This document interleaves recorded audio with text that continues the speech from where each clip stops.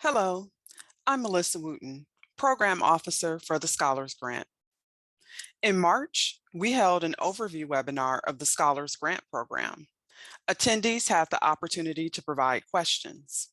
As a follow-up, I'm recording this video to answer some of those questions as well as others that we get on a fairly regular basis.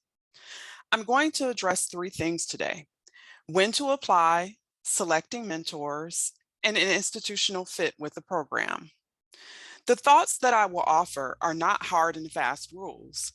And as always, applicants should consult with mentors and trusted colleagues to make the best decision for their own situation.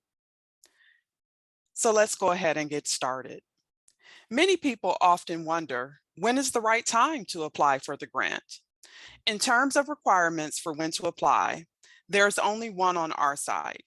Applicants are eligible for 7 years after earning a doctorate degree or completing their first medical residency, for those of you that have a medical degree. We focus on the year that the degree was earned or the residency was completed. So it doesn't matter if a degree was awarded in March or December, it's the year that counts. Other than knowing that you're within that 7-year window, what else might you want to consider? Well, you want to be far enough along that you have established a record of scholarly productivity. You need to be able to demonstrate that you have a body of work. But you also want to think about if you have time to make a stretch. And so you've learned some things that are based on your current work or based on your current results. But to go further, you actually need to invest in new techniques, new methods, new theories, new relationships. And you actually have time to make that stretch. It's also worth considering that you may need to apply more than once. Many applicants that are selected for the program have applied more than once, sometimes more than twice. So it's also important to think about if you're leaving yourself enough time to apply multiple times. Once you've decided to apply, another crucial thing to consider is how to go about selecting a mentor. Some things to consider include who can really help you achieve the growth you're hoping to undergo. And so with this in mind, it's important to think about who actually has the expertise to help you do this. You want to choose someone where the value added is clear. And so you shouldn't be thinking about choosing someone for a mentor that you already have deep ties with. Instead, you want to choose someone who you don't particularly know that well and who is already not invested in your career growth. You want to be able to demonstrate how getting the investment from the grant will actually deepen your ties to that particular scholar. Sometimes when choosing a mentor, there are some common missteps that applicants make. Some applicants will pick the biggest name or the most prestigious person in an area. But you also want to consider who will actually provide mentorship. And so it's not just being about who's known for their research, but they also want to be known for being a generous colleague. And so if the biggest name is also known for being a generous mentor, then that's great. But if the biggest name isn't actually known for being a generous mentor, it's worth considering if it makes sense to have that person as a member of your mentor team. Some applicants don't reach far enough outside of their existing network. They might pick someone down the hall to be a member of their mentor team, or someone who's within the same research tradition. Instead, it's better to focus on finding someone who will really push you, who really complements your interest. As an example, perhaps you're a developmental psychologist who's studying education.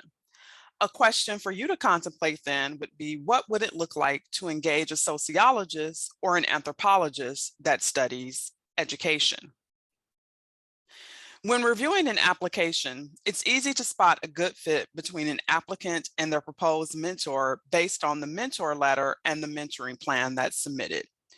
Readers can tell that the mentor has taken some time to understand what the applicant is saying and what the applicant is studying. The mentor's letter will actually explain their commitment to the mentee, And it's clear from the mentoring plan that the mentor has time to fulfill the proposed commitments. As you can choose, as you consider choosing someone as a mentor, think of this as a time to test the water. What will it actually be like to work with this person? Are they available? Are they willing to provide feedback for you, even minimal feedback at the stage where you're developing an application? And so, with that in mind, make sure that you actually ask a proposed mentor for feedback. One round of feedback will again help you figure out, are they available? And do they understand why you're hoping to be in a relationship with them? Additionally, their feedback will even show up as you put together your application. If the mentor has read your proposal and provided feedback, readers, even at that stage, can begin to see how the proposed mentor's thinking has influenced the application that you've submitted. As some people contemplate applying for the grant, they wonder if they're at the right type of institution. Scholars come from a range of institutions. There is a tilt towards Research One universities, but even among Research One universities, it's important to acknowledge the differences. Some scholars come from Research Ones that have a higher teaching load, that have more service requirements, and have fewer financial resources to support scholarship than Ivies or large public institutions. The grant is actually a way to increase your institution's investment in your research career. 50% of the time that you spend while on the grant must be devoted to research. The grant actually requires this. And so it's important, regardless of the institution type that you're coming from, to make sure that the dean or whoever signs off on your application knows of this requirement, that they know and understand and appreciate that you must spend 50% of your time on research. I hope these thoughts are helpful as you consider whether to apply for the Scholars Program and how to put together a compelling application.